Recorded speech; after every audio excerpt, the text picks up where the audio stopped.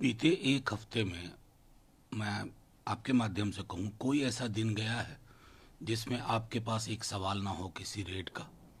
कभी तमिलनाडु, कभी बंगाल, कभी बिहार, कभी दिल्ली, महाराष्ट्र, कोई न कोई राज्य। ये क्या साबित करता है कि चुनाव नजदीक आ गया और पॉलिटिकल लाइन ले नहीं पा रही है बीजेपी या टॉप जो इनके दो लोग हैं। तो इनको सीबीआई, ईडी वगैरह ना कहा जाए, बेकार बेचारे इन एजेंसीज को बदनाम कर रहे हैं। सत्ता शीर्ष पे बैठे दो लोगों को लगता है कि यही एकमात्र विकल्प है पॉलिटिकली डील करने का, तभी और बढ़ेगा।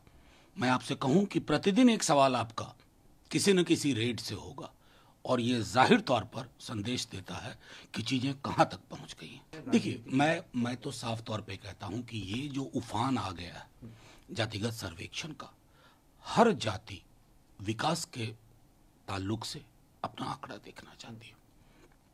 इन आंकड़ों को डिनाई करने वाले एक्सपोज हो रहे हैं। मैं आज भी कहता हूं, एक बैलेट बॉक्स रख दीजिए और बीजेपी के सांसदों को कहिए कि बिना नाम लिखे जातिगत सर्वेक्षण पे हाँ या ना, जातिगत जनगणना पे हाँ या ना डालें। आश्चर्यचकित हो जाएंगे मोदी जी और अमित शाह जी। उनके अंदर के भी लोग जो इन समुदायों से आते हैं वो ये जनगणना चाहते हैं। अनुप्रिया पटेल जी तो खुल के बोल चुकी है। तो जाहिर तौर पे इसको मैं तो कई दिन से कह रहा हूं कि बिहार से जो सर्वे के आंकड़े आए हैं, प्रधानमंत्री जी को उन आंकड़ों को गले लगाना चाहिए, स्वागत करना चाहिए। क्योंकि कोई भी सरकार अगर समावेशी विकास नीति बनाती है तो उसके लिए ये समकालीन वैज्ञानिक आंकड़ों की जरूरत है। मैं तो सीधे कहता हूँ कि कहाँ ले जा रहे हैं आप? ये तरीके हैं, कभी डिफेमेशन, कभी इस तरह की चीजें करना।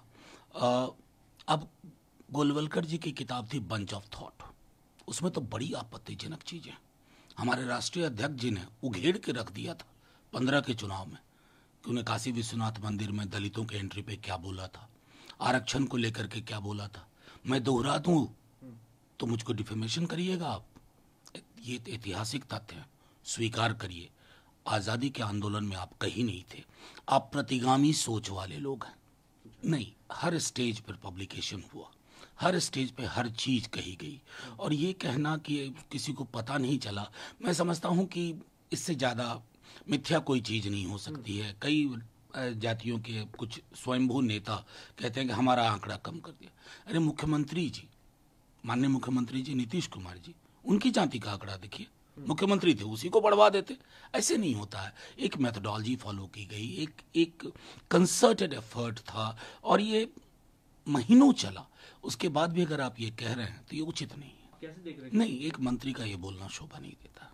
केस करो ना, लूट हुआ है तो करिए। लेकिन ये क्या बात हुई?